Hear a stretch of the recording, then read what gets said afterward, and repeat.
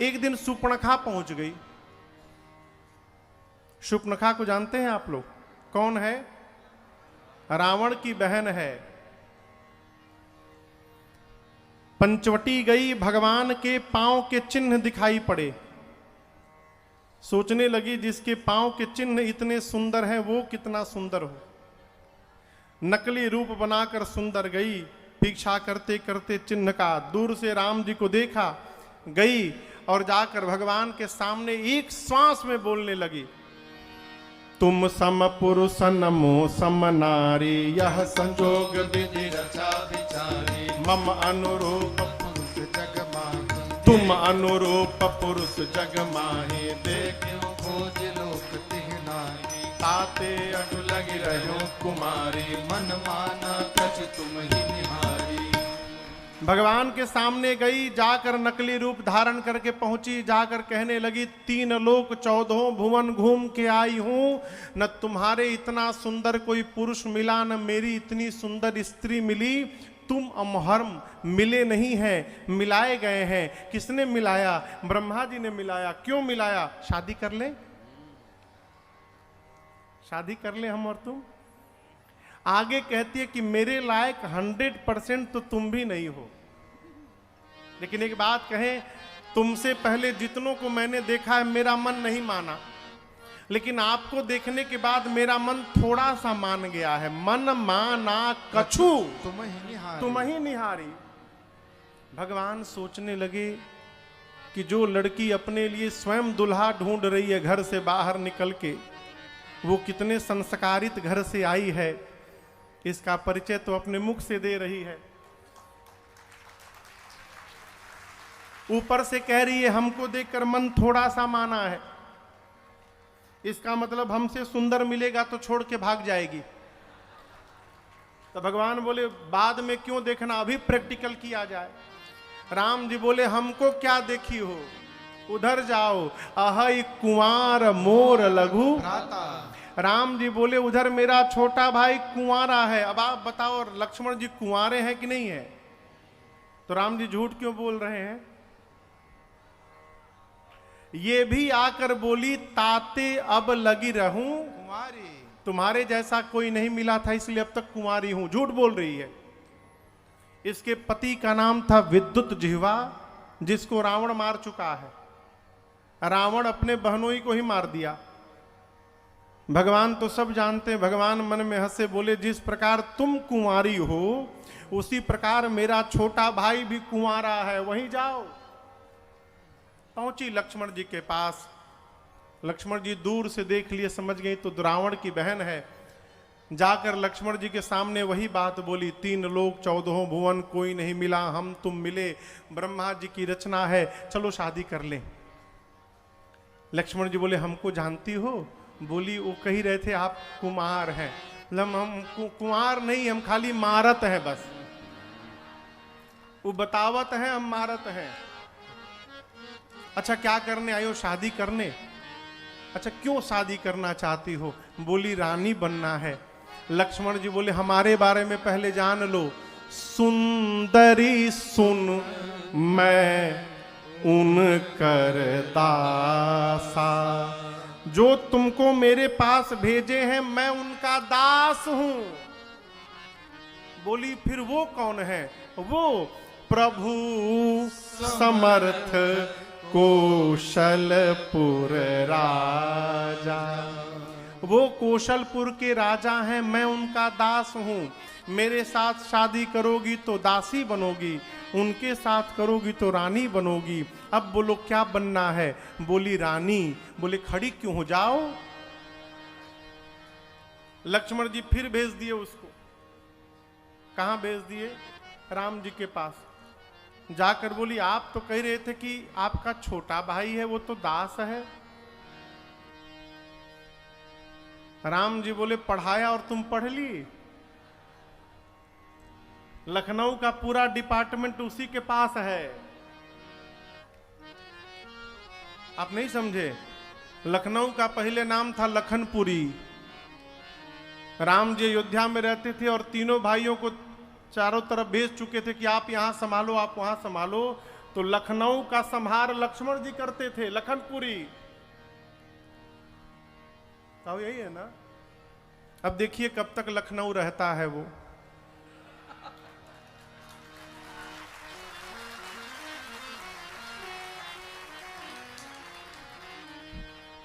राम जी बोले जाओ जाओ उसी के पास जाओ, वहीं जाओ, मेरा छोटा भाई है। पहुंची लक्ष्मण जी के पास, जाकर बोली नहीं आप ही से शादी करूंगी। लक्ष्मण सुन इधर आओ इधर आओ, शादी करोगी, चेहरा देखियो, तुम्हारा वर्ण वही करेगा जो लज्जा को तिनके के समान त्याग करके बैठा है। इतना अपमान सुनी शूर्पणखा क्रोध में आई, विकराल रूप धारण कर ली। विकराल रूप धारण करके दौड़ी सीता मैया की ओर। राम जी ने मां को भयभीत देखा, लक्ष्मण भैया को इशारा किया, भैया जी भैया काट दो। क्या काट दो?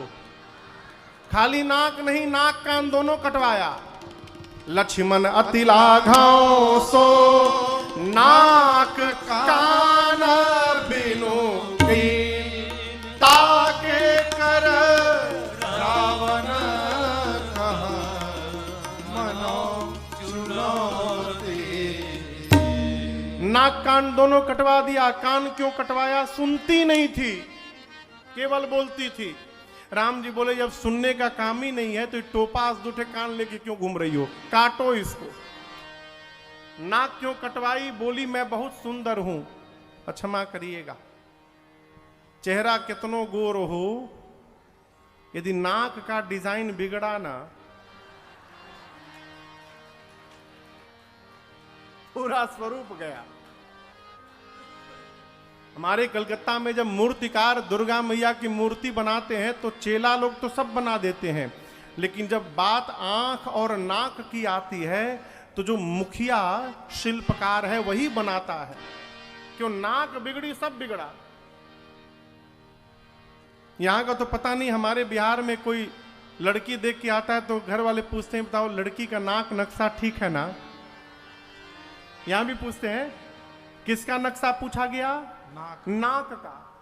राम जी बोले कह रही थी बहुत सुंदर हूं, काटो इसका नाक, इसको बनाओ कुरूप। लक्ष्मण जी काट दिए। अब ये मत पूछिएगा कौन चीज से काटे, कैसे। एक श्रोता ने पूछा महाराज तलवार से काटे थे कि तीर से? हमने कहा जब काटे तो हम थे नहीं वहां, क्यों इसमें चक्कर में पड़ना। कैसे काटे? काटा। लक्ष्मण जी ने नाक कान काटा, शूर्पणखा के हाथ में रखा और कहा जाके रावण से कहना कि मैंने चुनौती दी है। अब यहां दर्शन करिए, शूर्पणखा रावण के पास नहीं गई, गई कहां? खरदूषण के पास। जाकर लगी रोने। खरदूषण और त्रिसरा विशाल आसुरी सेना लेकर राम जी के पास आए। राम जी ने ऐसी माया रची, सब एक दूसरे को राम देखने लगे, आपस में ही एक दूसरे को राम देखने लगे और आपस में ही लड़के सब मर गए। अब यहां एक अंतरंग बात सुनाऊं आपको। जिस दिन रावण ने विद्युत जिह्वा को शूर्पणखा के पति को मारा था, शूर्पणखा ने सौगंध लिया था कि रावण तुम्हारा सर्वनाश करा के रहूंगी मैं। जितना बल रावण में है उतना ही बल खरदूषण में था। शूर्पणखा पहले रावण के पास क्यों नहीं आई, खरदूषण के पास क्यों गई? ट्रायल में सोची पहले इन दोनों को लेके चलती हूं खरदूषण को, क्योंकि उतना ही बल इनमें भी है। यदि ये दोनों मर जाएंगे इसका मतलब रावण भी मारा जा सकता है। इन मूर्खों को पता ही नहीं चला कि शूर्पणखा उन दोनों को ट्रायल में लेके जा रही है। पहुंचे, भगवान ने मार डाला, धुआं देख खरदूषण केरा, जाई शूर्पणखा रावण प्रेरा। शूर्पणखा पहुंची जाकर।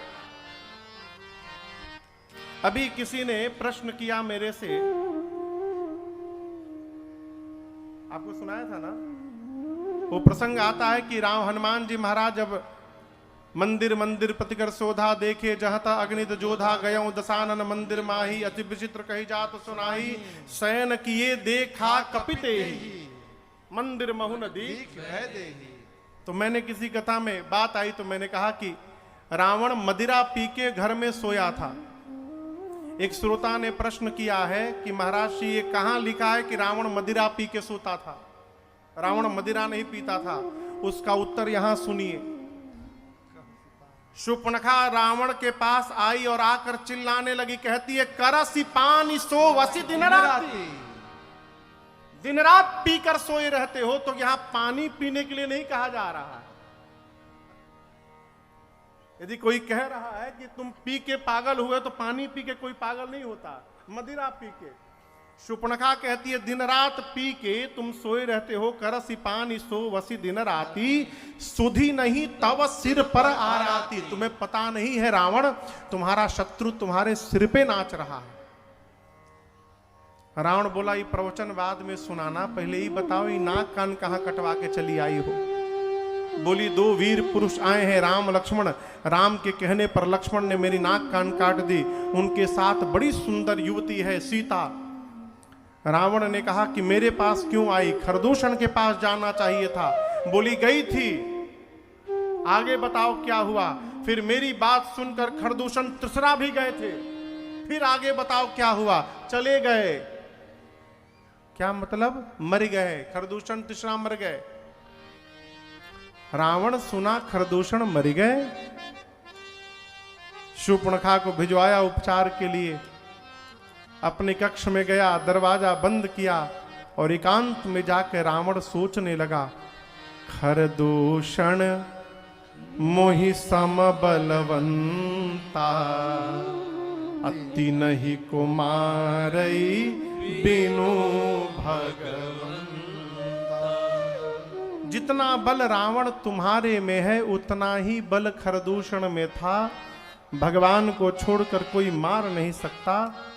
खरदूषण मर गए, इसका मतलब है भगवान ने अवतार ले लिया। रावण, भगवान ने अवतार ले लिया है तो तुमको भी तो मुक्त होना है। एक काम करो, उठाओ माला और भजन शुरू करो। लगा जपने। 2 मिनट जबा, उबासी आई, माला हाथ से नीचे गिर गई। फिर कहता है कि होई भजन न तामस दे। मेरा तामसी शरीर है, मैं चाह कर भी भजन में मन नहीं लगा सकता। अब रावण बेचैन है, भगवान आ गए हैं, मुक्त होना है, भजन नहीं कर पाऊंगा तो मुक्त कैसे होऊंगा। कुछ समझ में नहीं आया तो अंत में निर्णय करता है कि भजन नहीं कर सकता हूं तो क्या हुआ, मैं राम जी से युद्ध करूंगा। राम भले युद्ध ना करे तो मैं जाऊंगा और अपनी ओर से बैर करके युद्ध करूंगा। और युद्ध में राम के बाण से प्राण का त्याग करके एक दिन रावण भी मुक्त हो जाएगा, इसमें कोई संशय नहीं है। ये प्रसंग कहता है कि रावण भी राम जी को जानता है, लेकिन उसके पास कोई दूसरा मार्ग नहीं बचा शेष। युद्ध को छोड़कर चला मारीच के पास। इधर सीता जी को एकांत पाकर रघुनाथ जी ने कहा, सीता, रावण ने अब तक मेरे प्रति कोई अपराध नहीं किया है, और वो जब तक मेरे प्रति अपराध नहीं करेगा मैं उसे मारूंगा कैसे। मैं चाहता हूं कि वो अपराध करे, लेकिन एक समस्या है, वो आपको स्पर्श भी नहीं कर सकता है, और वो जब तक आपको लेकर नहीं जाएगा लंका में, मैं कैसे मारूंगा उसको जाके। तो मैं आपसे कहना चाहता हूं सीता जी, जब तक धरती से निशाचरों का मैं अंत न कर डालूं, तब तक आप अग्नि में जाकर बैठ जाइए। अब यहां दर्शन करिए, प्रभु की बात मानकर सीता मैया अग्नि में जाकर बैठ गई और राम जी के पास मां ने अपना फोटो छोड़ दिया, प्रतिबिंब। इसका मतलब रावण ने मेरी मैया का हरण नहीं किया था, रावण मेरी मां का फोटो उठा के लेके गया था लंका। और इस बात को राम जी और सीता जी को छोड़कर तीसरा कोई नहीं जानता। लक्ष्मण जी भी नहीं जानते कि आज के बाद ही नकली भाभी है। लक्ष्मण हूं यह मरम न जाना। युद्ध के बाद लोग कहते हैं, सामान्य जीव कहता है कि राम जी ने बहुत गलत किया, सीता जी की अग्नि परीक्षा ली। कौनो परीक्षा नहीं थी वो, असली सीता जी अग्नि में बैठी थी। अपनी सीता जी को अग्नि से बाहर लाना था, इसलिए राम जी ने रचना बनाई। प्रतिबिंब की सीता जी अग्नि में जाके जल गई, असली सीता जी बाहर आ गई, किसी को पता भी नहीं चल पाया। कोई परीक्षण नहीं भया मेरी मां का। अपना प्रतिबिंब रखकर सीता मैया अग्नि में बैठ गई। इधर रावण गया मारीच के पास और जाकर बड़ी प्रेम से सिर झुका के प्रणाम करता है, कहता है मामा मारीच को दशानन दंडवत करता है। यहां गोस्वामी जी एक बड़ा अद्भुत सूत्र देते हैं। दुष्ट व्यक्ति, कुटिल व्यक्ति, कपटी व्यक्ति जीवन में जब बहुत मीठा बोलने लगे तो सावधान हो जाइए, अब ये घात करने वाला है। सांप जब जब फन पीछे ले जाता है आगे मारता है। सांप डसता है ना तो पहले फन को पीछे ले जाता है। धनुष पर बाण रखने के बाद धनुष बाण पहले पीछे जाता है, तब आगे प्रहार करता है। सांप को झपट्टा मारना होता है तो बिल्ली अपना शरीर पीछे खींचती है, फिर आगे कूदती है। हाथी को जो अंकुश बस में करता है वो अंकुश पीछे की ओर जाता है तो हाथी को चोट पहुंचाता है। दुष्ट व्यक्ति जब जब पीछे कदम करता है इसका मतलब प्रहार करने वाला है, सावधान। मारीच सावधान हो गए। बोला क्यों आए हो? रावण बोला चलो सोने का हिरण बनो, राम की पत्नी सीता का हरण करना है। मारीच बोला दिमाग ठीक है? उन राम ने बिना फरका बाण मुझे मारा, मैं 100 योजन दूर आकर गिरा। जिस राम ने सुबाहु को भस्म कर दिया, ताड़का को मार दिया, खरदूषण त्रिसरा को समाप्त कर दिया, जिस राम ने तुम्हारे सामने शिव के पिनाक को खंड खंड कर दिया, उस राम को तुम मनुष्य जानते हो? राम ब्रह्म है, रावण शरण में चले जाओ उद्धार हो जाएगा। रावण बोला प्रवचन सुनने के लिए नहीं आया हूं यहां, चलते हो कि नहीं चलते हो, हां ना में उत्तर दो। मारीच बोला कि जाऊंगा तो राम मार देंगे। रावण बोला ना बोल के देखो, मैं अभी मार दूंगा तुमको। राम तो बाद मारेंगे, तुम एक बार ना बोलो मैं अभी मार दूंगा। मारीच देखा ये तो दोनों तरफ से मरना है आज, जाऊंगा तो राम मारेंगे, नहीं जाऊंगा तो ये पापी मारेगा। बहुत निर्णय सोचा, अंत में निर्णय किया इस पापी के हाथों मरने से अच्छा है चल के भगवान के हाथों मरा जाए, कम से कम उद्धार तो हो जाएगा। सोने का हिरण बनकर मारीच गया। अरे कंचन मृग बन कर आया, क्यों? सिया का अपहरण कराने। देखो माया का मारीच चला, मायापति को भटकाने। माया का मारीच चला, मायापति को भटकाने। कंचन मृग बन कर आया, कंचन मृग बन कर आया, सिया का अपहरण कराने। माया का मारीच चला, मायापति को भटकाने। माया का मारीच चला, मायापति को भटकाने। सीता बोली वो देखे स्वामी जी मृग कंचन का, लाए चर्म निशान रहेगा 14 वर्ष गमन का। सीता बोली वो देखे स्वामी जी मृग कंचन का, लाए चर्म निशान रहेगा 14 वर्ष गमन का। सिया माया की माया का मृग, सिया माया की माया का मृग, लगे राम मुस्काने। माया का मारीच चला मायापति को भटकाने। माया का मारीच चला मायापति को भटकाने।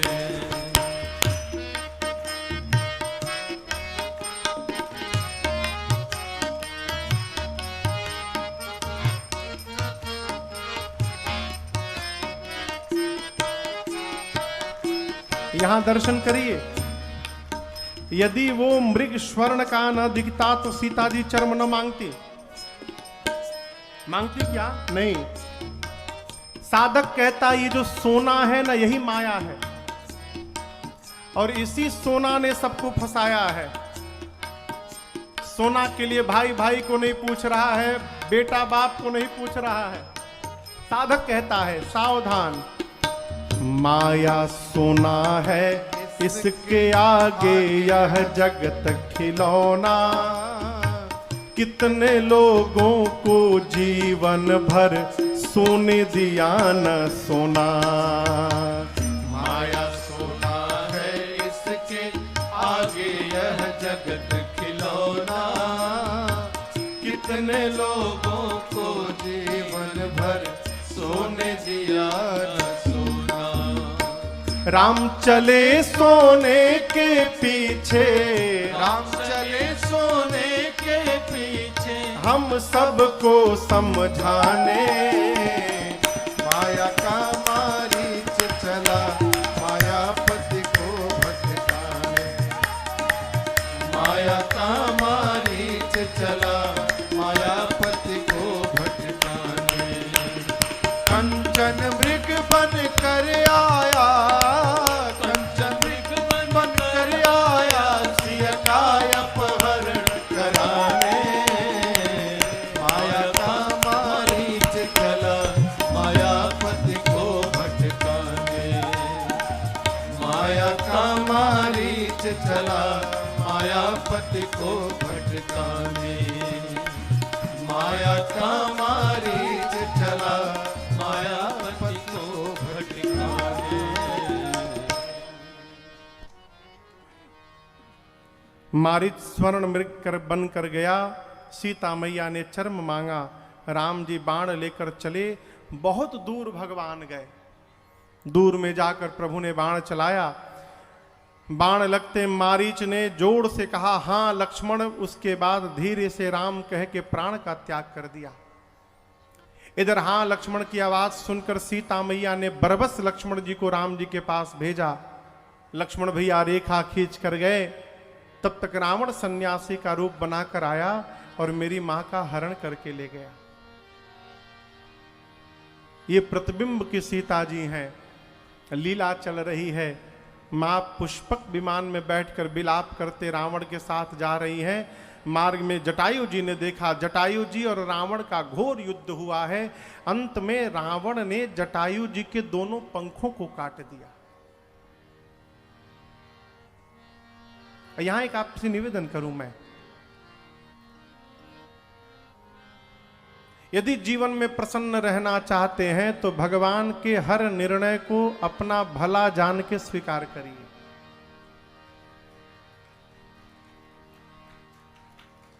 अरे जिंदगी की डोर सौंप कहां? हाथ दीनानाथ के। उसके बाद वो राम जी महलों में राखे चाहे, झोपड़ी में बास दे। आप तो केवल एक काम, धन्यवाद निर्विवाद राम राम कहिए, जाहि विधि राखेरा ताहि विधि रही। क्यों कह रहा हूं? रावण ने जैसे जटायु जी के पंखों को काटा, जटायु जी काटत पंख परा खग धरनी, ऊपर से नीचे गिर गए। नीचे गिरने के बाद जटायु जी रो नहीं रहे, कहते जय हो प्रभु, अद्भुत कृपा आपने कर दी नाथ। किसी ने कहा दिमाग ठीक है? आपके पंख कट गए और कह रहे कृपा कर दी। जटायु जी ने कहा, यह भगवान की कृपा है मेरे पर। पंख यदि शरीर में लगा रहता तो भगवान के पास जाने की जिम्मेदारी मेरी रहती। प्रभु ने पंखों को कटवा कर मुझे निश्चिंत कर दिया है। अब मुझे राम के पास नहीं जाना है, राम मेरे पास आएंगे। अब मुझे प्रभु ने मुक्त कर दिया। इधर लक्ष्मण जी को भगवान आते देखे तो नाटक करने लगे। स्पष्ट गोस्वामी जी कहते हैं, रघुपति अनुजहि आवत देखी बाहिज चिंता की। बाहरी चिंता यानी नाटक लीला। भगवान कहे, लक्ष्मण तुम चले आए, मेरा मन कहता है आश्रम में सीता नहीं है।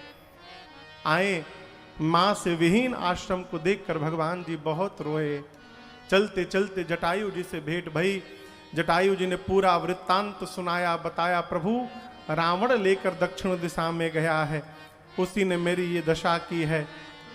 यहां पर रघुनाथ जी ने जटायु जी से कहा कि मोरे जान तात कछु दिन जीजे, कुछ दिन मेरे लिए आप जीवित रह जाइए जटायु जी। जटायु जी ने कहा, राम तुम्हारे पिता दशरथ मेरे मित्र थे और मैंने सुना है कि मेरा मित्र राम के वियोग में चला गया। यदि दशरथ पुत्र के लिए मर सकता है तो क्या मैं अपनी बहू सीता के लिए नहीं मर सकता हूं? क्या मैं आज सीता के वियोग में प्राण छोड़ूंगा? मैं रहूंगा नहीं रहा। राम जी रोने लगे। यहां पर रघुनाथ जी ने जटायु जी को अपने धाम विदा किया है। जाने से पहले जटायु जी ने भगवान की स्तुति की और अविरल भक्ति मांगी है। देखिए, जीवन में जिस व्यक्ति के मन में परमार्थ भाव आ गया, उस मनुष्य के जीवन में कुछ भी दुर्लभ नहीं है।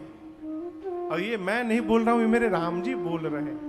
परहित बस जिनके मन माही। परहित का मतलब जानते हैं? हाँ, कौन दूसरा? एक माई आई अयोध्या में, मैं बैठा था महाराज जी के पास, आकर बोली, माई महाराज जी को प्रणाम करके कि सरकार मैं पिछले हफ्ता परहित की हूं। राम जी बोले, क्या की? पैसा जमा की थी महाराज 20,000, फ्रिज खरीद के बेटी को दे आई हूं। मां ने कहा, ये भी, इसको भी तुम परहित में गिन के रखी हो? पर का मतलब जो न आपको जानता है न जिसको आप जानते हैं, ऐसे किसी व्यक्ति का यदि आप हित कर रहे हैं तो ये परहित कहलाता है, जिससे कोई लेना देना नहीं। और रघुनाथ जी कह रहे हैं, परहित बस जिनके मन माही। केवल मन में भी आ जाए। कैसे महाराज? आप यहां से जा रहे हैं, सड़क के किनारे कोई भूखा दिखाई पड़ा, आपके पास पैसा नहीं है, लेकिन देखकर आपके मन में भाव आया, काश पैसा रहता तो मैं इनको भोजन करा देता। इतना भी जिसके मन में आ गया माई बाप, राम जी कहते हैं उसके लिए संसार में कुछ भी दुर्लभ नहीं है, वो कुछ भी प्राप्त कर सकता है। और करता वही है जिसके पहले मन में आता है। बिना मन में आए व्यवहार होने वाला नहीं है। जटायु जी को भगवान ने अपने धाम विदा किया। ते ही कर क्रिया जथोचित निज कर कीन्ही राम। राम जी ने जो सौभाग्य दशरथ जी को नहीं दिया, वो सौभाग्य भगवान ने जटायु जी को प्रदान कर दिया। अपने हाथों से अग्नि दी जटायु जी को। आगे बढ़े मार्ग में कबंध नामक दैत्य का भगवान ने उद्धार किया है। और अब शबरी मैया के आश्रम भगवान आए। शबरी मैया को आप लोग जानते हैं, विवाह सुनिश्चित हुआ शबरी मैया का। विवाह के एक दिन पूर्व रात्रि में देखी खिड़की से कि बहुत सारे पशु लाके द्वार पर बांधे गए हैं। शबरी मैया ने अपनी सखी से पूछा, इतने सारे पशु क्यों बांधे गए हैं? सखी ने कहा, कल बाराती आएंगे तो इनका भोजन बनेगा। शबरी मैया सोची, जिस विवाह में इतने निरीह पशुओं की हत्या हो जाएगी, उससे मेरा कौन सा मंगल होगा। रात्रि में सब सो गए तो धीरे से घर से बाहर निकली और सबसे पहले सभी पशुओं के बंधन को खोल दिया।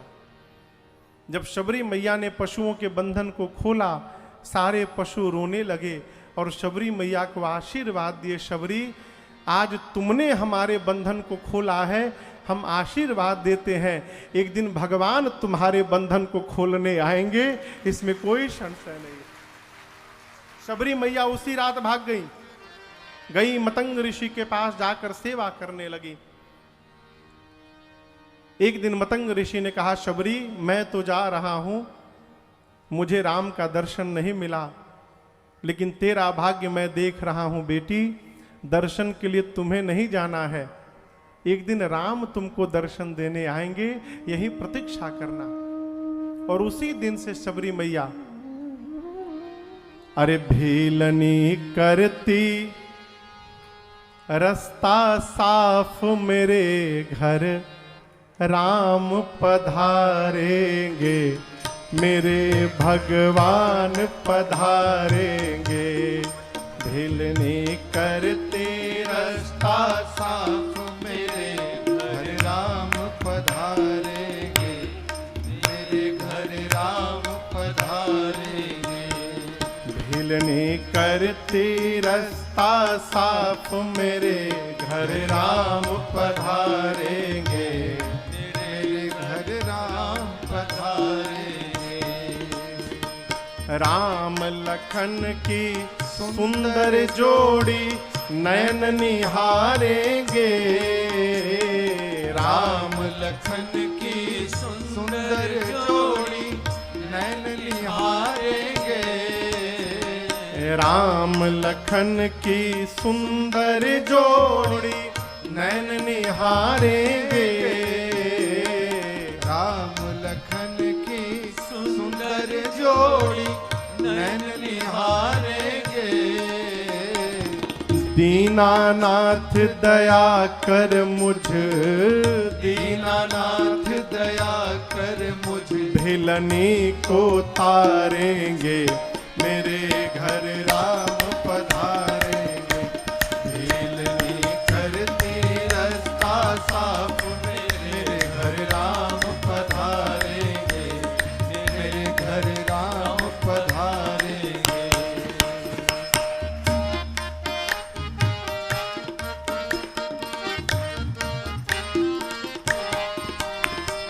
शोभा धाम राम रघुकुल मणि, संकट तारेंगे, शोभा धाम राम रघुकुल मणि, संकट तारेंगे। काम क्रोध दो शत्रु हमारे, काम क्रोध दो शत्रु हमारे, इनको मारेंगे, मेरे घर राम पधारेंगे।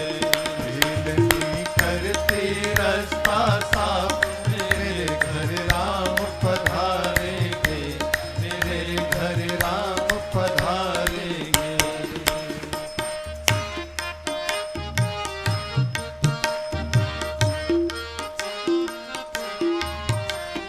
भव बंधन खंडन कर मेरो जन्म संवारेंगे, भव बंधन खंडन कर मेरो जन्म संवारेंगे।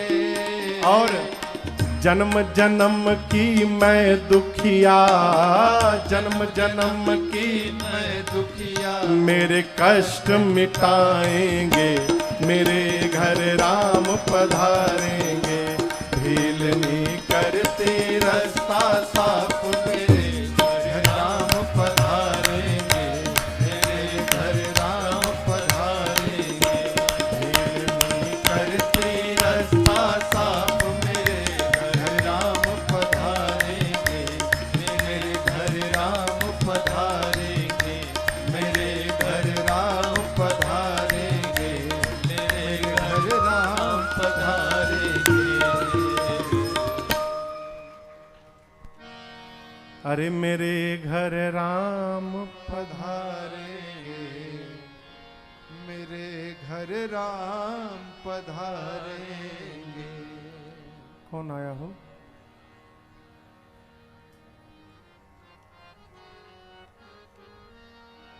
शबरी देखी क्या राम गृह आए,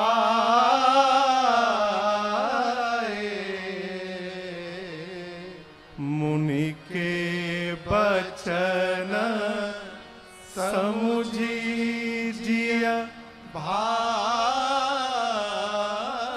शबरी मैया को एक दिन द्वार पर बैठे बैठे दो पुरुष आते हुए दिखाई पड़े। अब यहां दर्शन करिए, जीवन में किसी भी शर्त पर उस व्यक्ति का कभी विस्मरण नहीं होना चाहिए जो आपको भगवान के निकट पहुंचाया है। यहां शबरी को रघुनाथ जी दिखाई पड़े तो राम जी के दिखते शबरी को राम जी की याद नहीं आई। किसकी याद आई है? अपने गुरु जी की याद आई। शबरी ने पूछा था, गुरुदेव राम जी आएंगे तो मैं पहचानूंगी कैसे? गुरु जी ने 5 पहचान बताया। शरसिज लोचन, कमल के पंखुड़ियों के समान आंख, बोली मिल गया पहला। दूसरा, बाहु विशाला, विशाल भुजाएं, देखी घुटने के नीचे तक हाथ जा रहा है, 2 मिल गए। तीसरा, जटा मुकुट सिर, सिर पे जटाओं का मुकुट भी है। गले में उर बनमाला, गले में बनमाल। अभी 4 पहचान मिला तब तक राम जी पास पहुंच गए। अब शबरी याद करने लगी अंतिम पहचान क्या गुरु जी ने बताया था। राम जी बोली, क्या याद कर रही हो माही? बोली, भाई साहब चुप रही, अभी मत बोलिए आप, अभी पूरा मिल जाएगा फिर मैं बताऊंगी। गुरु जी ने अंतिम क्या बताया था? हाँ, श्याम गौर सुंदर 2 भाई, 2 भाई होंगे सांवले और गोरे। शबरी देखी सांवले गोरे तो हैं, अब भाई हैं कि नहीं है पता नहीं। तो राम जी से पूछा शबरी मैया ने कि भाई साहब ये जो गोरे वाले हैं ये आपके क्या लगते हैं? राम जी बोले, माई ये हमारे छोट भाई हैं, हम रघुराई हैं। ऐ जैसे शबरी मैया ने सुना हो, शबरी पड़ी चरण लपटाए। शबरी मैया रघुनाथ जी के चरणों में लिपट गई। जन्म जन्म की तपस्या पूरी भई आज। शबरी मैया कही, प्रभु मैं जानती थी आप आएंगे। युवा अवस्था में गुरुदेव भगवान ने कहा था बुढ़ापे में आ गई अब आप आए नाथ, लेकिन मुझे पता था आप आएंगे। लोग हमसे कहते थे कि शबरी तुम बूढ़ी हो गई हो, राम नहीं आएंगे। मैं कहती थी प्रभु कि मैं बूढ़ी हुई हूं, लेकिन शबरी की प्रतीक्षा अभी बूढ़ी नहीं हुई है, मेरे राम अवश्य आएंगे। आप प्रभु आ गए। सुंदर बिछा के आसन बैठाया राम को, सुंदर बिछा के आसन बैठाया राम को। सुंदर आसन लाकर बिछाया। इसके पहले पानी लेकर शबरी मैया ने भगवान के चरणों को पखारा है। गुरु जी ने कहा था राम जी थके होंगे, पांव अवश्य धोना। शबरी पांव धोया, आसन बिछा के भगवान और लक्ष्मण जी को बिठाया, कंद मूल फल लाकर दिया। रघुनाथ जी हिय कंद मूल लाकर,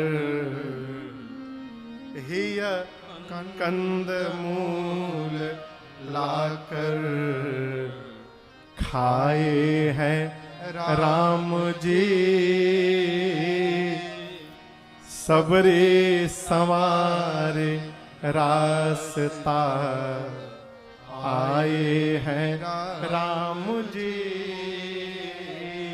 शबरी मैया ने कंद मूल फल ला कर दिया, भगवान ने पाया। और यहां दर्शन करिए, जितनी बार राम जी खाते हैं उतनी बार प्रशंसा करते हैं। जीवन में स्वभाव बनाइए प्रशंसा करने की। निंदा करने में तो बड़ा रस मिलता है हो, किसी की बुराई बतियाने हो, चुगली करनी हो, कितना आनंद आता है। सोया हुआ आदमी जग के बुराई करने लगता है। प्रशंसा करिए, रघुनाथ जी का स्वभाव है, भगवान सबकी प्रशंसा करते हैं। मैं आपको कहूं, राजा बनने के बाद जब जब राम जी भोजन करते थे अपने घर में, मित्रों के घर, ससुराल, गुरु जी के यहाँ भोजन कराने वाले पूछते थे, राम जी भोजन का स्वाद कैसा बना है? राम जी बोले, अच्छा बना है, लेकिन इसमें वो बात नहीं है जो शबरी मैया के फल में बात थी, वो वाली बात इस भोजन में नहीं है। बार बार गुरु जी ने शबरी जी से कहा था, राम जी भोजन कर ले तो राम जी की स्तुति करना। स्तुति करने की बारी आई तो शबरी जी ने हाथ जोड़ लिया, कही, प्रभु मैं पढ़ी लिखी नहीं हूं, केहि विधि स्तुति करऊं तुम्हारी। प्रभु कैसे स्तुति करूं? अधम जाति में मेरा जन्म हुआ है, जड़मती हूं, हे पाप शत्रु, मैं स्तुति नहीं कर पाऊंगी। राम जी बोले, आप नहीं पढ़ी लिखी हो, राम तो पढ़ा लिखा है। आज शबरी राम की स्तुति नहीं करेगी, अपितु आज राम शबरी की स्तुति करेगा। आप बैठी रहो मेरे सामने। नवधा भक्ति सुनाकर रघुनाथ जी ने शबरी मैया की स्तुति कर डाली। श्रवण करिए आप भी, राम जी कहते हैं, प्रथम भगति संतन कर संगा, प्रथम भगति संतन कर संगा, दूसरी रते मम कथा प्रसंगा, दूसरी रते मम कथा प्रसंगा, गुरुपद पंकज सेवा, तीसरी भक्ति अमार, चौथी भक्ति मम गुण गण, करई कपट तजिगान, मंत्र जाप मम दृढ़ विश्वासा, पंचम भजन सुवेद प्रकाशा, छठ दम शील विरति बहु कर्मा, निरत निरंतर सजन धर्मा, सातव सम मोहि मय जग देवा, मोते संत अधिक करिलेखा, आठव जथा लाभ संतोषा, सपने हो नहीं देखई परजोसा, नवम सरल सब सन छलहीना, नवम सरल सब सन छलहीना, मम भरोसे हर्ष नदीना, मम भरोसे हर्ष नदीना, मम भरोसे हर्ष नदीना।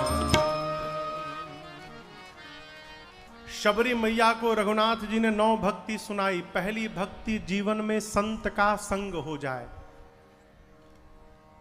दूसरी भक्ति जो आप लोग पिछले 8 दिनों से कर रहे हैं, भगवान की कथा प्रसंगों में प्रेम हो जाए, ये दूसरी भक्ति है। तीसरी भक्ति है मान रहित होकर सद्गुरु की सेवा। चौथी भक्ति है कपट का त्याग करके भगवान का गुणगान करना। पांचवी भक्ति है विश्वास पूर्वक भगवान के नाम का जप करते रहना, मंत्र का जप करना। छठवीं भक्ति है जीवन में सज्जनता, शीलता पूर्वक अपने कर्तव्य का पालन करते रहना, यह छठवीं भक्ति है। सातवीं भक्ति है सबको एक समान देखना, संत का सम्मान भगवान से अधिक करते रहना, यह सातवीं भक्ति है। आठवीं भक्ति है धर्म पूर्वक जीवन में जितना लाभ हो रहा हो उसी में संतुष्ट रहना और कभी किसी के दोष की चर्चा न करना, यह आठवीं भक्ति है। नवीं भक्ति है जीवन में सरल हो जाना, सहज हो जाना और मेरे रघुनाथ जी के भरोसे हो जाना, यह नवीं भक्ति है। बहुत पहले एक महात्मा ने मेरे से एक बात कही, बाबू जानते हैं सरल कौन है? जिसके हृदय में स से सीता जी, र से रघुनाथ जी और ल से लक्ष्मण जी सर्वकाल विराजमान रहते हैं, वो जीव सरल है। और ये नवी भक्ति है। शबरी मैया कहती हैं, राम जी कहते हैं शबरी 9 में से एक भी भक्ति किसी के पास है तो मुझे अतिशय प्रिय है। आप में तो 9 की 9 भक्ति है। सीता के बारे में जानती हो? शबरी मैया ने कहा जान के भी पूछ रहे हैं? मेरे गुरुजी ने कहा है कि राम जी सीता जी के बारे में पूछे तो कहना कि पंपा सरोवर जाए, सुग्रीव जी से मित्रता करें और सुग्रीव जी मित्रता होने के बाद पूरा कार्य सुग्रीव जी पूर्ण करेंगे। यहां शबरी मैया को गति देकर भगवान शबरी मैया योगाग्नि से शरीर को जला के भस्म की और भगवान के पद में प्रवेश कर गई। गति देकर भगवान आगे बढ़े। पंपा सरोवर पर नारद जी आए, राम नाम श्रेष्ठ हो वरदान मांगा, संतों का लक्षण पूछ कर गए। भगवान आगे बढ़े, ऋष्यमुख पर्वत आया। यहीं सुग्रीव जी महाराज ऊपर बैठे हैं। भगवान को आते देख डर गए और पता लगाने के लिए हनुमान जी को भेजा है। आज कथा में पहली बार हनुमान जी महाराज आ रहे हैं,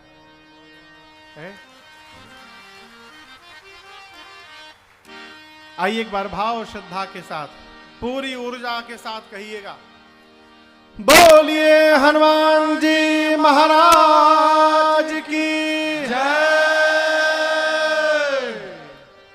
हनुमान जी महाराज, सुग्रीव ने श्री हनुमान जी को भेजा, जाइए पता लगाइए दोनों कौन है। हनुमान जी महाराज आए ब्राह्मण का रूप बनाकर और जैसे पता परिचय पूछा, पता चला अपने असल रूप में आकर दंडवत किए हैं। यहाँ हनुमान जी महाराज राम लक्ष्मण जी को लेकर गए ऋष्यमुख पर्वत पर। शबरी मैया ने कहा था सुग्रीव जी से मित्रता होगी, अस्तु भगवान ने सुग्रीव से मित्रता की और पहले सुग्रीव का काम किया। क्या काम किया? सुग्रीव के भाई बाली ने सुग्रीव का सारा ऐश्वर्य, संपत्ति, राज सत्ता, पत्नी सब छीन लिया। भगवान ने बाली को गति दी, बाली को मारा प्रभु ने। बाली राम निज धाम पठावा, सुग्रीव को पुनः राजा बनाया और सुग्रीव से कहा कि देखो तुम्हारा कार्य मैंने कर दिया, अब तुम मेरा काम करना। ऋष्यमुख पर्वत पर, प्रवर्षण पर्वत पर मैं चतुर्मास बिताने जा रहा हूं। इसी चतुर्मास के बीच में तुम मेरा काम करना, सीता जी का पता लगा लेना। लेकिन यहां एक आपसे बात कहूं, बुरा तो नहीं मानेंगे। भगवानों के याद तबे आवत है जब जीवन में विपत्ति हो। जब सब बढ़िया हो जाता है तो भगवान भूल ही जाते हैं। आप दर्शन करिए, जिन सुग्रीव को भगवान ने सब कुछ दिया, सुग्रीव राजा बन के उन्हीं भगवान को भूल गए। लक्ष्मण भगवान को चतुर्मास के बाद आया आवेश, निकाले बाण, बोले लक्ष्मण जिस बाण से मारा था बाली को उसी बाण से कल मारूंगा सुग्रीव को। मैं कब मारूंगा? कब मारूंगा? कल। क्यों? यहां भगवान कहना चाहते हैं किसी से मारपीट, झगड़ा, लड़ाई करना हो तुरंत मत करिए। फोन मिलाइए उसको और कहिए कि तैयार रहना, कल 10 बजे आऊंगा घर पे, 4 मुक्का मारूंगा तुमको। कब मारूंगा? कल। क्यों? हो सकता है कल आते आते आपकी मति पलट जाए और आप इस झगड़े झंझट से बच जाएं। इसलिए कोई गलत काम भाव आए तो कल पे टालिए, और कोई अच्छा काम करने का मन करे तो उसको कल पे मत टालिए, उसको तुरंत करिए। भगवान ने कहा कल मारूंगा। लक्ष्मण जी बोले कल नहीं आज, आप रुकिए मैं जाता हूं, मार के चला आता हूं। भगवान बोले मारना मत, उसको पकड़ के ले आओ। क्यों मारना मत? मेरा मित्र है। यहां कथा कहती है, हमारे एक चाचा है रायपुर में, वो कहते हैं बाबू किसी से संबंध बनाने के पहले विचार करो, संबंध बनाने लायक है कि नहीं है। एक बार संबंध बन गया नीरज बाबू तो विचार करने का काम समाप्त, फिर जीवन भर संबंध का निर्वाह करते रहिए, यही धर्म है, फिर विचार नहीं करना। राम जी बोले मेरा मित्र है, मारना मत, पकड़ के लाओ। लक्ष्मण जी गए, सुग्रीव को पकड़ के लाए, क्षमा याचना मांगे सुग्रीव। राम जी बोले चलो सीता जी का पता लगाओ। सुग्रीव कपियों को बुलाकर बोले कि तुम लोग जाओ पूरब पश्चिम उत्तर जाओ, सीता जी का पता लगाओ, 1 महीने में वापस आना है, और अगली बात खाली हाथ नहीं आना है, पता लगा कर आना है। जो खाली हाथ आएगा मेरे हाथों मार दिया जाएगा। कपि लोग गए। इसके बाद जो मुख्य सेनापति थे, जामवंत जी, हनुमान जी, अंगद, नल, नील, द्विविद, महेंद्र, सठ, निसठ, सुग्रीव जी ने इनको बुलाकर कहा आप लोग दक्षिण दिशा में जाइए, सीता जी का पता लगाइए, लेकिन याद रहे शर्तें यहां भी लागू हैं। 1 महीने में आपको भी आना है, और खाली हाथ नहीं आना है, पता लगा के ही आना है। सारे लोग प्रणाम करके जाने लगे, और सबसे पीछे पाछे पवन तनय सिरुनावा, जाने काज प्रभु निकट बोलावा। परसासी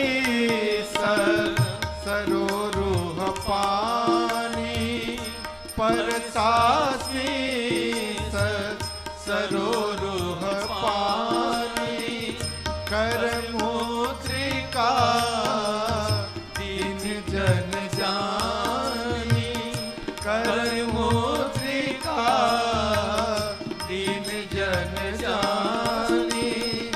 बहुत प्रकार से तहि समुझाए हो, कही बल विरह बेगे तुम आए हो। बहुत प्रकार से तहि समुझाए हो, कही बल विरह बेगे तुम आए हो। सारे कपि प्रणाम करके गए। सबसे अंत में श्री हनुमान जी ने प्रणाम किया, भगवान ने पास बुलाया हनुमान जी को। क्यों? और किसी को क्यों नहीं बुलाया राम जी ने? राम जी जानते हैं जा भले सब रहे हो, लेकिन काम तो मेरे हनुमान ही करके मेरे पास लौटेंगे, इसलिए प्रभु ने केवल हनुमान जी को बुलाया। संध्या की सोने की मुद्रिका निकाली, उस पर राम नाम अंकित था। प्रभु ने मुद्रिका हनुमान जी को दी और कहा लाला जाइए, अनेक प्रकार से सीता जी को समझाइएगा और मेरा विरह बल बताकर शीघ्र वापस आइएगा। कपियों को लेकर श्री हनुमान जी गए। एक गुफे में स्वयं प्रभा जी मिली। स्वयं प्रभा जी ने अपने तपस्या के बल से समस्त कपियों को समुद्र के किनारे भेज दिया। जब समुद्र के किनारे पहुंचे, अंगद ने आंख खोला, पानी देखा तो लगे रोने। क्यों? अब कहां जाएं? आगे पानी है, जाएंगे तो डूब के मर जाएंगे। पीछे बिना पता लगाए जाएंगे तो सुग्रीव मार देंगे। अब आगे भी मृत्यु, पीछे भी मृत्यु, फंस गए। हम बिना पता लगाए जाएंगे नहीं, भले कितना भी दिन बीत जाए, वहीं बैठ गए। सब सारे कपि समुद्र के किनारे बैठ गए। जामवंत जी लगे समझाने, अंगद जी आप व्यर्थ में चिंतित हैं। राम जी ब्रह्म है, भगवान है, भगवान का कार्य भगवान ही करते हैं। हम और आप तो निमित्त मात्र हैं, अवश्य कोई मार्ग निकलेगा, आप चिंता मत करिए। अभी ये लोग बात कर रहे हैं और वहीं सिर पे ऊपर गुफा में पर्वत के एक संपाति जी महाराज बैठे हैं। जानते हैं कौन है? जटायु जी के भाई हैं। बेचारे के पंख जल चुके हैं, उड़ नहीं पाते हैं। उड़ नहीं पाते हैं तो कहीं जाते नहीं हैं, जाते नहीं हैं तो भोजन नहीं मिलता है, कई दिनों से भूखे हैं। आवाज सुनाई पड़ी गुफा से, नीचे देखे, बोले इतने बानर। मन में बोले जय हो प्रभु, धन्यवाद, क्या बात है, इतने बानरों को ब्रह्मा जी आपने भेज दिया, आज सबको खा जाऊंगा। जामुन सुने खाने की बात, कहे ब्रह्मा जी अभी हम लोग मरने की बात कर ही रहे थे, तब तक आपने मारने की व्यवस्था बना दी। एक ये गिद्ध हैं जो हमको खाने की बात करते हैं, और एक वो जटायु गिद्ध थे जिन्होंने राम कार्य में प्राण की आहुति दे डाली। संपाति बोले जटायु मेरे भाई, कपियों से बोले निर्भय हो जाओ, डरो मत आप लोग हमसे, जटायु मेरे भाई थे, क्या हुआ मेरे भाई को। जामुन जी ने पूरी कथा सुनाई। कपियों के सहयोग से संपाति नीचे उतरे, समुद्र तट पर गए और समुद्र जल से भाई को तिलांजलि दिया। और उसके बाद बोले जटायु और मैं दोनों भाई थे, एक बार दोनों भाई सूर्य पर धावा बोल दिए, तेज किरणों से पंख जलने लगा तो जटायु नीचे आ गए, मैं और पास गया, मेरे दोनों पंख जल गए, तब मैं नीचे गिर गया। चंद्रमा नाम के मुनि ने मुझसे कहा त्रेता में राम जी के दूत जब सीता जी का पता लगाने जाएंगे और जैसे आपको दूतों का परिचय मिलेगा, आपके शरीर में नवीन पंख निकल आएगा। तब तक जामवंत जी बोले हम ही वो दूत हैं राम जी के। जैसे परिचय मिला, संपाति के शरीर में नवीन पंख निकल गया, ऐ पंख फुला के लगे नाचने संपाति, आनंद मनाए। जामन जी बोले आपका काम हो गया ना, अब आप हमारा काम करिए, देखिए कहीं सीता जी दिखाई दे रही है। संपाति लगे देखने, देखते देखते बोले मिल गई। मैं देखा हूं तुम नाही गीधहि दृष्टि अपार, मुझे दिख रही है सीता जी समुद्र के अंदर 100 योजन दूर त्रिकूट पर्वत पर लंका नगरी है, जहां वो देखिए अशोक वाटिका में, वो अशोक वृक्ष के नीचे वो सीता जी बैठी है, मिल गई सीता जी। कपि लोग लगे नाचने, पता मिल गया, बहुत सुंदर, क्या बात, और सहायता करिए संपाति जी। बोले और नहीं करूंगा। बस क्यों नहीं करेंगे, बूढ़ भयाऊं नत करते हूं कछुक सहाय तुम्हार, बूढ़ा हो गया हूं, नहीं तो सहायता अवश्य करता। एक काम और कर सकता हूं, आप लोगों में से कौन जाएगा बता सकता हूं। जामन जी बोले कौन जाएगा। संपाति जी बोले एक छलांग लगा के जो 100 योजन की दूरी तय करने की शक्ति रखता है वही राम जी का कार्य करेगा। बोल के संपाति चले गए। कितना? 100 योजन। 100 योजन जानते हैं कितना होता है? 1200 किलोमीटर। यहां कूदे उछले तो 1200 किलोमीटर बाद उतरे, 100 योजन की दूरी। संपाति चले गए तो कपि लोग आपस में बात करने लगे, कौन जाएगा, कौन इतनी लंबी छलांग मारेगा। एक कपि ने कहा कि 20 योजन मैंने मारी थी एक बार, 20 योजन। दूसरे ने कहा तुम 20 तो हम 30। जामन जी मेरा 30 लिखिए। एक ने कहा तुम 30 हम 50। जामन जी देखिए सब धीरे धीरे बढ़ने लगे। बोले बहुत सुंदर, क्या बात है, 50 योजन का वीर यहां बैठा है, इससे आगे कोई जाने वाला वीर है? एक कपि बोला 70 योजन, हम 70 योजन चले जाएंगे। बोले बहुत सुंदर, क्या बात, और हिम्मत बांधिए, 70 के आगे कोई वीर जाएगा? एक कपि पूरा सांस भरा। जामन जी 90 योजन, बोले बस पहुंचने वाले हो, एक बार और हिम्मत बांध लो, 90 के बाद 100 पूरा। कौन वीर है जो 100 योजन जाएगा? बोलिए कौन जाएगा? 90 वाला बार बार बोले हम जाएं। बोले रुको 2 मिनट।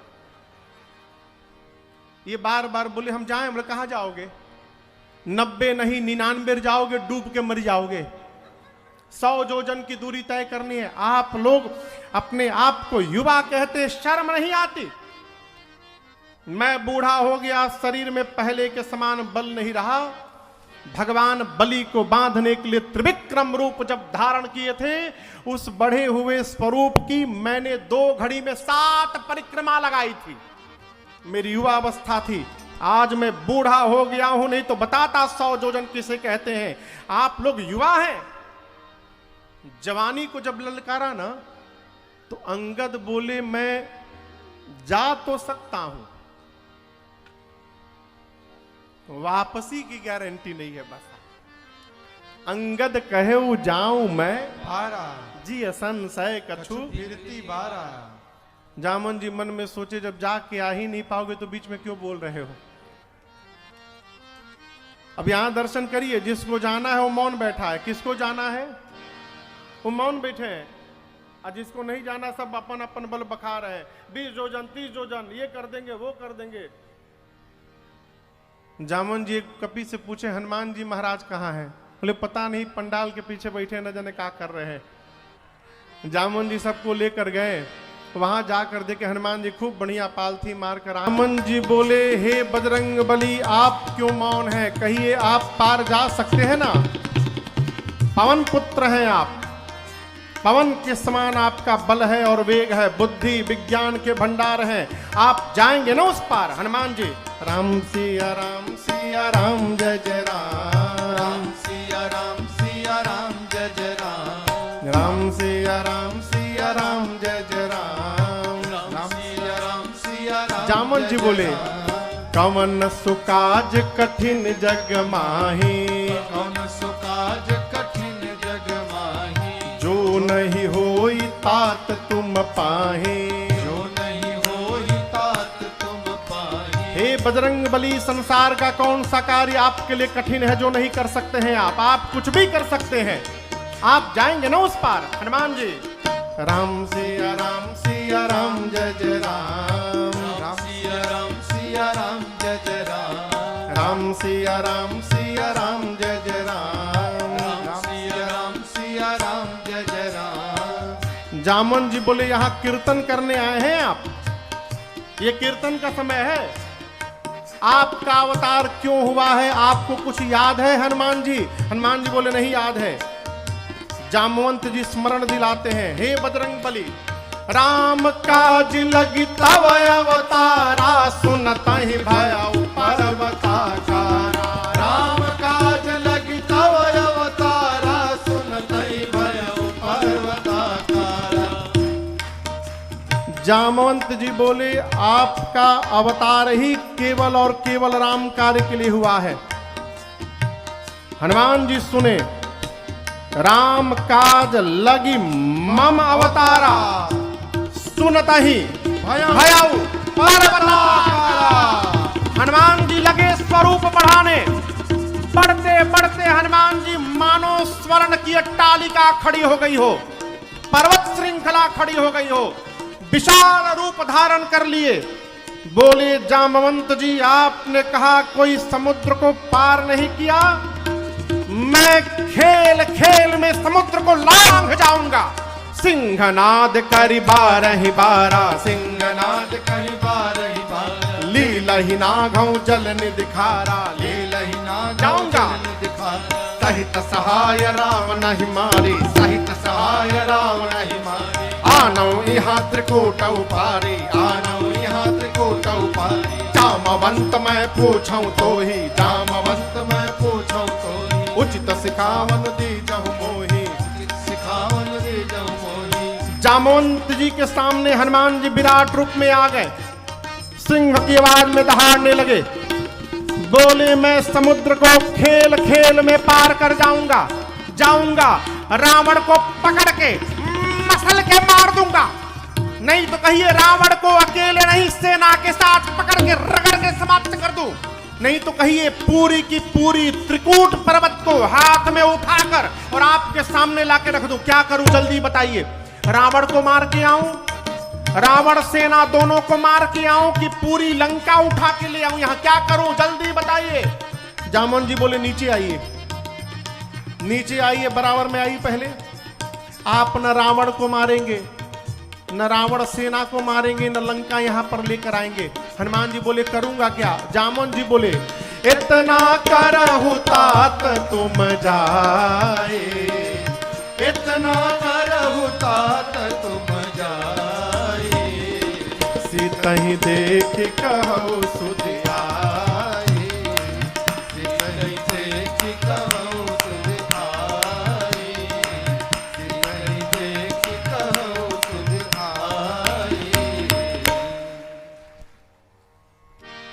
जामवंत जी बोले चुपचाप जाइए, सीता जी को देखिए और आकर रघुनाथ जी को सीता जी की सूचना दीजिए, बस।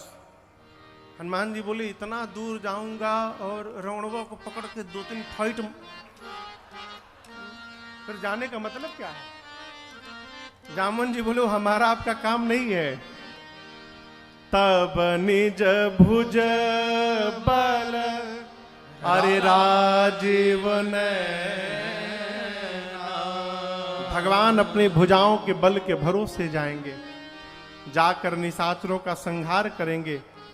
कपि से न संग संहारि निश्चर राम सीतहि आनी है, त्रैलोक पावन सुजस सुर मुनि नारदादि बखानी है। जो सुनत गावत चाहत समुझत परम पद नर पावई। जो सुनत गावत चाहत समुझत परम पद नर पावई। गए देहि रघुबीर पद पाथोज मधुकर दास तुलसी गावई। रघुबीर पद पाथोज मधुकर दास तुलसी गावई। हाँ दास तुलसी गावई, हाँ दास तुलसी गावई। जामवंत जी कहते हैं कपियों की सेना साथ में लेकर कपिसेन संग संहार निश्चर राम, राम जी निशाचरों का संहार करेंगे।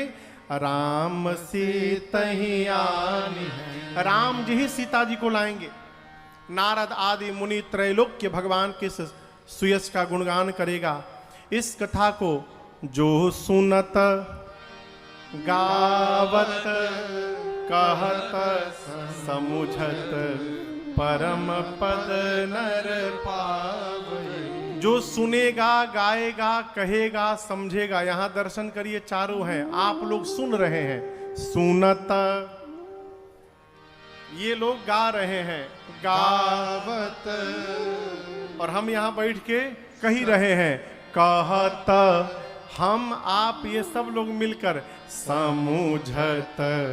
गोस्वामी जी कहते हैं इन चारों में से एक भी जो कार्य करेगा परम पद नर पावई, वो परम पद को प्राप्त कर लेगा, इसमें कोई संशय नहीं है।